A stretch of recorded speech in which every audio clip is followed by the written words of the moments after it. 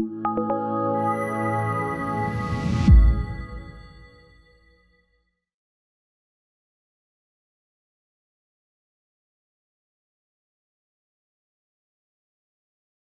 by ACLU at FAMU, but also we have collaborated together today with ACLU UCF and ACLU at Barry Law.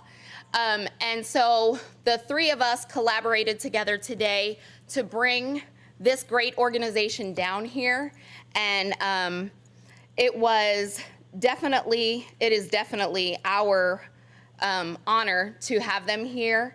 And they received a grant to come all this way from out of state to come and grace us with their presence. And so without further ado, I want to introduce to you Jacob Hornberger, who is the founder and president of the Future of Freedom Foundation. He is coming here from Laredo, Texas, where he was not only a lawyer and an economics professor and a law professor, and a practicing attorney for 12 years, but a very successful founder of this great foundation. So without further ado, let me get him over here because he's the speaker and I am not. So here he is.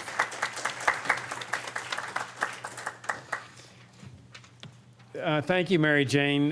Believe me, the honor and pleasure is all ours. It's a real honor and pleasure to be here, and I want to thank y'all for coming and for the ACLU chapters at the University of Central Florida and Barry Law School and Florida A&M for putting this on. We know how much work goes into promoting it and organizing it and putting things together, and we just come in and our goal is to put on a good show for you with some excellent speakers, and I think you're in for a great presentation today on an important issue. As Mary Jane intimated, I'm the founder and president of the Future of Freedom Foundation.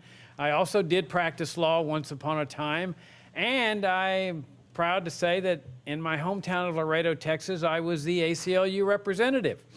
And so I have a lot of fondness in my heart for the ACLU. I deeply value the work they do and the work they have done in the protection of civil liberties, especially in the post 9/11 era. I grew up as a liberal, a progressive, and then I discovered libertarianism, and it changed the course of my life. Yeah, woo. And libertarians believe very simply that people should be free to live their lives any way they want, make whatever choices they want in their lives, as long as their conduct is peaceful. That is, as long as they're not murdering and raping and stealing and burglarizing and infringing on people's rights, that they should be free to make whatever choices they want, and even if the choices are ones that people consider irresponsible or dangerous or unhealthy. And of course, the primary example of this, where libertarians have always been leading the way, is with respect to this horrendous government program that we know is the war on drugs.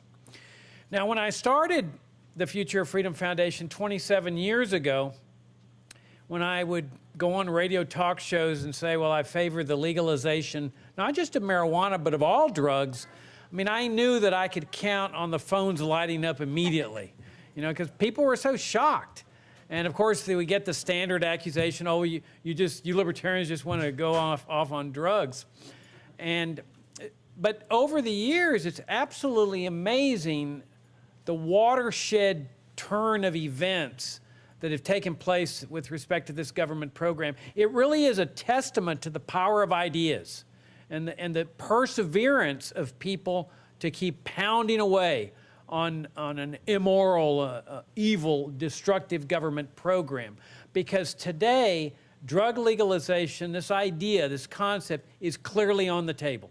You have federal judges, you have law enforcement officials, you have people from all walks of life, ministers, that are saying it's time to end this war. It's time to end this government program. And why not? As libertarians, we say, why shouldn't people be free to ingest whatever they want? Why is this any business of the government. Why should a person be sent to his room for 30 years as if he were a child when he's a 40-year-old banker? Now, that's not to say that we countenance drug abuse or drug usage. We simply say that this is a matter that should be left to adults. And that where's the humanity of treating people who are addicted to drugs, that are using drugs recreationally? Where's the humanity of putting them in jail for any period of time, much less 20 or 30 years? So we say, why should government be doing this? But then if this were just a benign government program with neutral effects, people might say, well, let's just leave it in existence. It's not doing any harm. But it's doing tremendous harm, not just to drug users and drug addicts and people who are addicted to drugs, but also to society. We've seen the corruption among the police. I mean, anybody that touches the drug war, you get this sense of corruption.